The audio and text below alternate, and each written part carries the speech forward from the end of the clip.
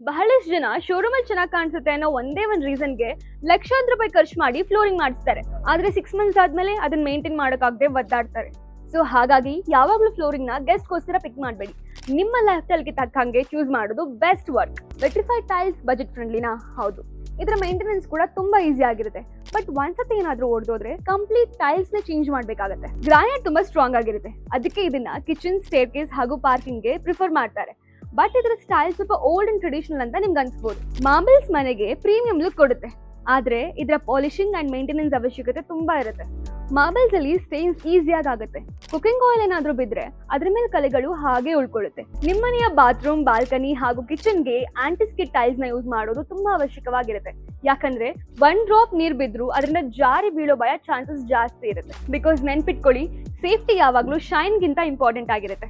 ನಿಮಗೆ ನೀವೇ ಕ್ವೆಶ್ಚನ್ ಮಾಡ್ಕೊಳ್ಳಿ, ಪ್ರತಿ 2 ವರ್ಷಕ್ಕೊಮ್ಮೆ ಪಾಲಿಶ್ ಮಾಡ್ಸಕ್ಕಾಗತ್ತಾ? ಆಗಲ್ಲ ಅಂತ ಅಂದ್ರೆ ಮಾರ್ಬಲ್ಸ್ ನ ಚೂಸ್ ಮಾಡಬೇಡಿ. ನೆನ್ಪಿಟ್ಕೊಳ್ಳಿ, ಲೋ ಮೇಂಟೆನೆನ್ಸ್ ಫ್ಲೋರಿಂಗ್ ಯಾವಾಗ್ಲೂ it saves time, money and effort for years. Smart selection ನಿಮ್ಮ ಕಾಸ್ಟ್ ನ ಕಮ್ಮಿ ಮಾಡೋದಲ್ಲದೆ ಯೂಸಬಿಲಿಟಿ ಕೂಡ ಜಾಸ್ತಿ ಮಾಡುತ್ತೆ. ಒಂದು ಒಳ್ಳೆ ಫ್ಲೋರಿಂಗ್ ಹಾಕ್ಸ್ಬೇಕಾದ್ರೆ ನಮ್ಗೆ ಇವತ್ತು ಹೇಗೆ ಕಾಣಿಸುತ್ತೆ ಅಂತ ನೋಡಿ ಚೂಸ್ ಮಾಡೋದಲ್ಲ, ಬೆಸ್ಟ್ ಇದೆಯಾ ಅಂತ ನೋಡಿ ಆಮೇಲೆ ಚೂಸ್ ಮಾಡೋದು ಒಂದು ಒಳ್ಳೆ ಕೆಲಸ. ನಿಮ್ಮನೆಗೆ ಯಾವ ಫ್ಲೋರಿಂಗ್ ಪ್ಲಾನ್ ಮಾಡಿದಿರಾ ಅಂತ ಕಮೆಂಟ್ ಮಾಡಿ. ಅಂಡ್ ಇದೇ ತರ ಕನ್ಸ್ಟ್ರಕ್ಷನ್ ರಿಲೇಟೆಡ್ ಇನ್ಫಾರ್ಮೇಶನ್ಗೆ ನಮ್ಮ ಚೆರಿಶ್ ಹ್ಯಾಪಿ ಹೋಮ್ ನ ಫಾಲೋ ಮಾಡಿ.